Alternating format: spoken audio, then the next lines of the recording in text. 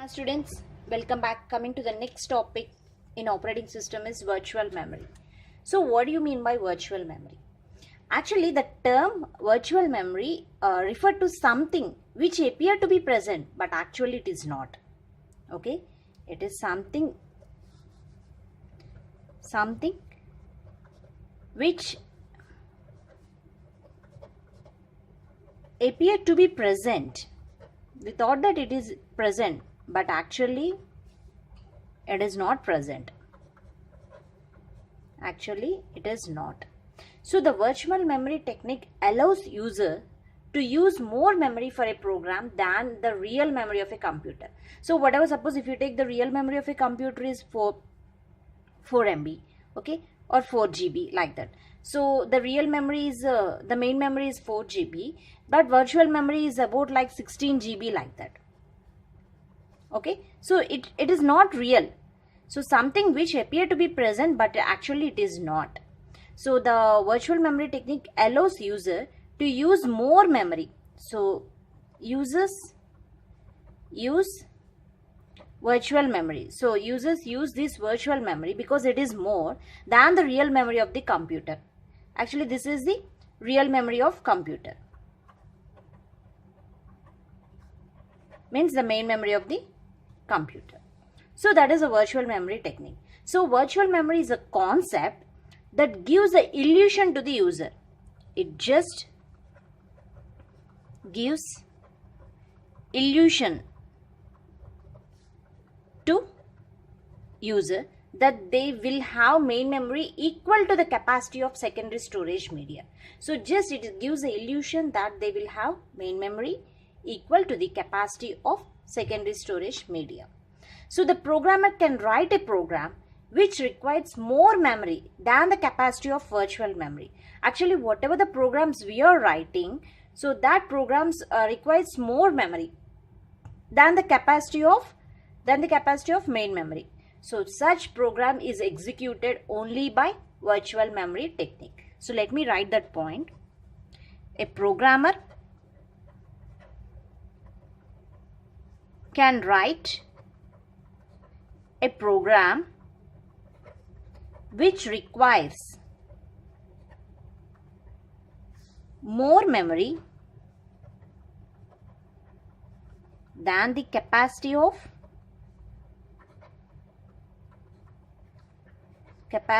main memory. So the programmer requires more memory than the capacity of main memory. Such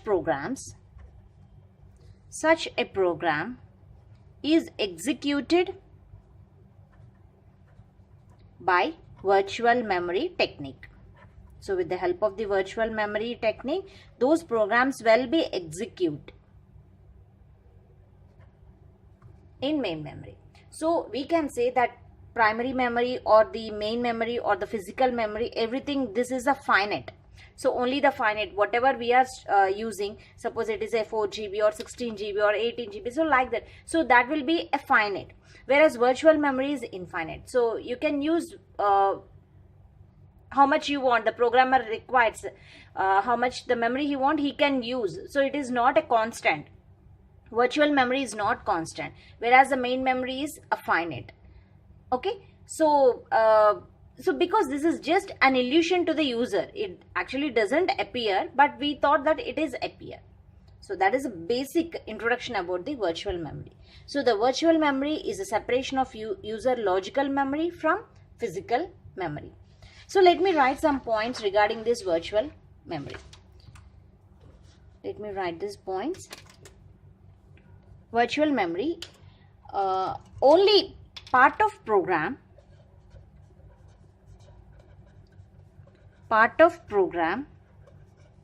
needs to be in main memory for execution. To be in memory for execution. So then logical address space can therefore be much larger than physical address space. So whatever the virtual memory, that is a logical address space we are using, that is much larger than the physical address space. So then allows address spaces to be shared by several processes.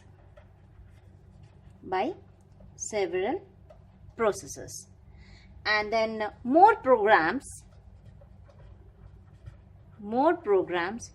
running concurrently using this virtual memory technique. So this virtual memory can allows address spaces to be shared by several processes, and more programs can run concurrently by using this virtual memory technique. So it requires, this virtual memory requires less IO need, input output need is less to load or even to swap the process. So to swap the process or to load the process, this virtual concept uses less input output requirement. So let me explain with simple example how this virtual memory is dealing with the physical memory. Let's take this is, suppose this is a virtual memory. So virtual memory is also called as logical memory. This concept I already explained. So let us take the page 0, page 1. So the virtual memory always uses the concept pages, whereas the main memory, that is a physical memory, uses the concept of frames. Page 1, page 2, so up to page 3. So let us take this is a virtual memory, and here we are taking another memory, that is a memory map. So with the help of the memory map, we are pointing to the main memory. So this is a memory map, and then it's having the physical memory, and this is the physical memory. Okay, and then it is having a disk, that is a secondary memory.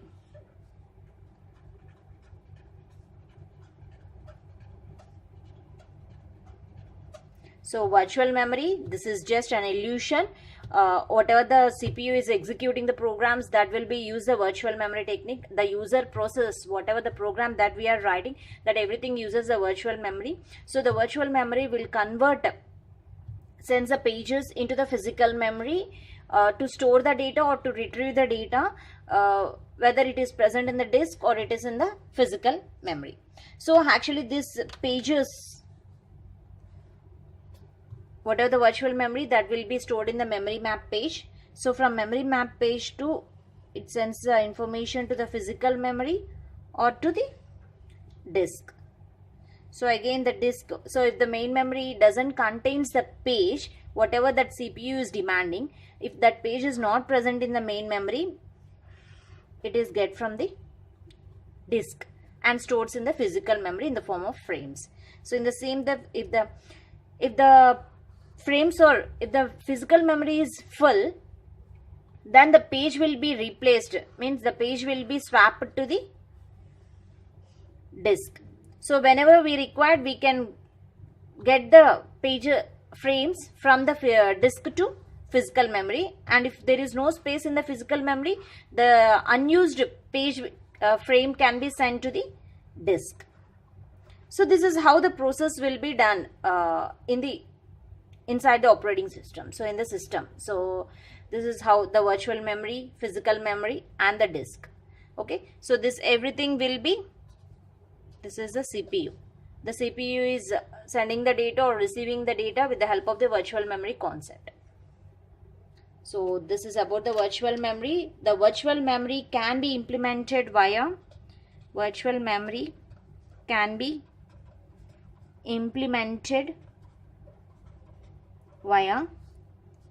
demand paging